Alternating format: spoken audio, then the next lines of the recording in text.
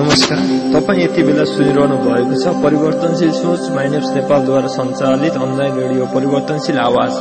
आजको हामी यस विषयमा हामीले वास्तवमै तनाव के हो, तनावबाट कसरी बच्ने भन्ने विषयमा केही छलफल गर्नेछौं। सो जन्मदै कोही मानिस नकारात्मक भएर जन्मेको हुँदैन। ऊ नकारात्मक बन्छ त उसको सोच, उसको मान्यता, उसको भोगाई, उसको अनुभवले मान्छेलाई नकारात्मक गराउँछ। उसले संगत गर्ने साथीहरू, उसको घर परिवार र उसले भोग्ने अनुभव, उसको भोगाई अनुभव र उसको मान्यताबाट एउटा नकारात्मक कुराहरू आउने गर्छ। यदि हरेक मान्छे यी कुरादेखि माथि उठ्न चाह्यो भने आनन्दित जीवन व्यतीत गर्न सक्छ, बाँच्न सक्छ।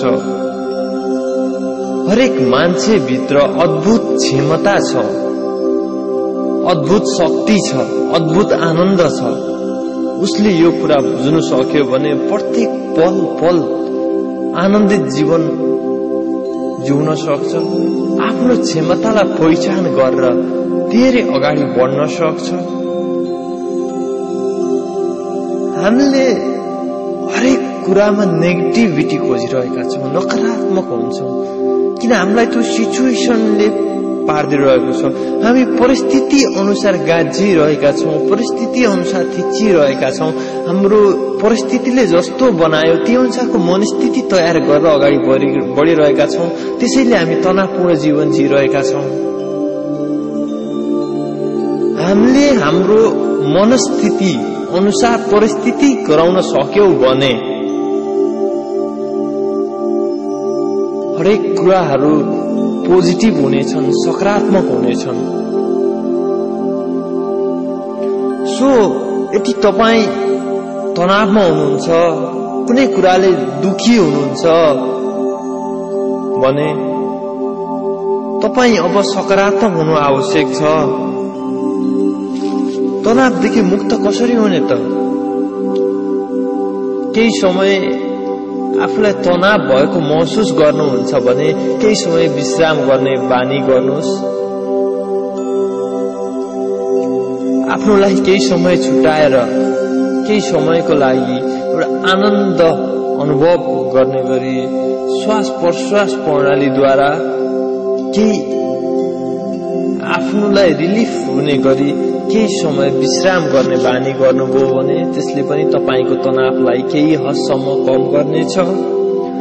साथीहरूसँग भेटघाट गर्ने गर्नुहोस्। तपाईँ एक्लै बस्दा तपाईले आफूले आफूलाई एक्लो महसुस गराउनुहुन्छ। जब तपाईँ साथीहरूसँग भेट्नुहुन्छ त्यसले तपाईलाई तपाईँ भित्रको कुराहरू खुलेर गर्नुहुनेछ।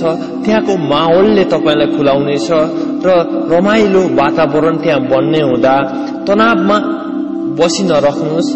साथीहरूसँग भेटघाट गर्ने र उहाँ साथीहरूलाई भेटेर कुराकानी गर्ने माहौल तय गर्नुहोस्, भेट्ने गर्नुहोस्। अनावश्यक विवाददेखि टाढा रहनुहोस्। हामी प्रत्येक कुरामा नकारात्मक दृष्टिकोणले हेरिरहेको छ। हामीले हरेक कुरालाई हेर्ने दृष्टिकोण नै नकारात्मक छ। सकभर हामी त्यो नकारात्मक सोचलाई, कुरालाई पोजिटिभ वेमा बदल्न सक्यौं भने त्यहाँबाट तपाईलाई आनन्द महसुस गर्न सक्नुहुन्छ। केही हदसम्म भए पनि तनाव मुक्त गर्न सक्नुहुन्छ। प्राय हाँस्ने प्रयास गर्नुहोस्। हामी हाँस्न बिर्सिसकेका छौं। हामी हाँस्छौं त केवल रुन्छे हाँसो हाँसिरहेका छौं। त्यसैले रुन्छे हाँसो होइन, खुलेर हाँस्ने गर्नुहोस्। जस्तो कुनै प्रोग्रामहरू हेर्नुहोस्, हास्य जोक्सहरू पढ्ने बानी गर्नुहोस्। सकभर आफूलाई खुलेर होइन, यदि तपाईलाई भित्र गुम्सिएर धेरै कुराहरू छन् भने ऐना अगाडि बस्नुहोस् र आफ्नो मनमा भएका कुराहरूलाई खुल्ने प्रयास गर्नुहोस्। त्यसले नै तपाईलाई तनावबाट केही हदसम्म कम गर्ने प्रयास गर्नेछ। जस्तो हाम्रो अर्को बानी के छ भन्दा हामीलाई तनाव भयो भनेपछि हामी अल्कोहल सेवन गर्छौं। त्यो बाटो भनेको नितान्त गलत बाटो हो। त्यसले तपाईको स्वास्थ्यलाई पनि राम्रो गर्दैन। त्यसैले सकभर तनावबाट बच्नको लागि मदिरापान नगर्नुहोस्। त्यसले तपाईको स्वास्थ्यलाई पनि असर गर्छ। केही हदसम्म होला त्यसले तनाव कम गर्छ, तर तपाई बिस्तारै बिस्तारै त्यही बानीले गर्दा एउटा कुलतमा फस्नुहुन्छ। तपाई आफ्नो जीवन आफै बर्बाद गर्ने बाटोतिर लाग्नुहुनेछ। त्यसैले सचेत हुनुहोस्। तपाई यो कुरा सम्झाउनुहोस्, त्यसले तपाईको स्वास्थ्यका लागि हानि गर्छ। मदिरापान सधैँ तनावको औषधि होइन। त्यो सोचदेखि माथि उठ्नुहोस्।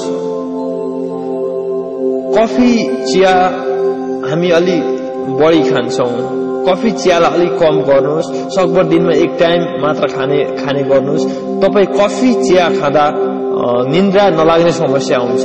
त्यसले तपाईलाई निन्द्रा नलागिसकेपछि तनावपूर्ण वातावरण बन्छ। हरेक कुरामा मन जाँदैन, मन डाइभर्ट हुन्छ।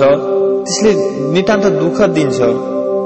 त्यो भएर कफी चिया खाइसकेपछि मिनिमम निन्द्रा पनि नपर्ने भएको हुँदा त्यसले चाहिँ तपाईले गर्ने कामहरुमा एकदम अल्छीपन आउने हुँदा त्यसलाई दिनमा 1 कप 2 कप भन्दा धेरै चिया कफी खाने काम नगर्नुहोस्। र मिनिमम पनि 6 देखि 8 घण्टा सुत्ने गर्नुहोस्।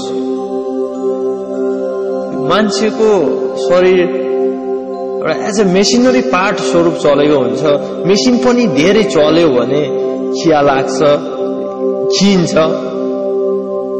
सो त्यो भएर तपाईको लागि मान्छेको शरीरलाई आराम नितान्त आवश्यक छ। तनावबाट एउटा मान्छे तनावमा हुनुको कारण पनि उले विश्राम नगर्नु हो। सकभर त्यो भएर 6 देखि 8 घण्टा सुत्ने बानी गर्नुहोस्।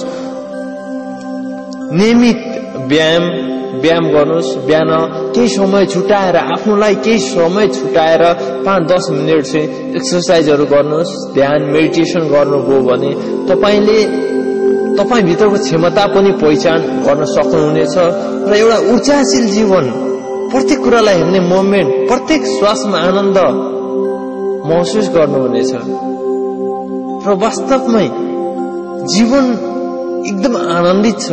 तपाई हरेक कुन दृष्टिकोणबाट हेर्नुहुन्छ तपाईको जीवन त्यही बन्नुहुन्छ। तपाई जे सोच्नुहुन्छ तपाई त्यो नै बन्नुहुनेछ। त्यसैले यी तनावपूर्ण जीवनबाट बाहिर निस्किएर सकारात्मक सोचको बाटो अपनाएर अगाडि बढ्नुभयो भने तपाईले तपाईको जीवनमा केही गर्न सक्नुहुनेछ। त्यसैले हामी सम्पूर्णलाई यो आह्वान गर्छौं, अब सकारात्मक बनाऊ।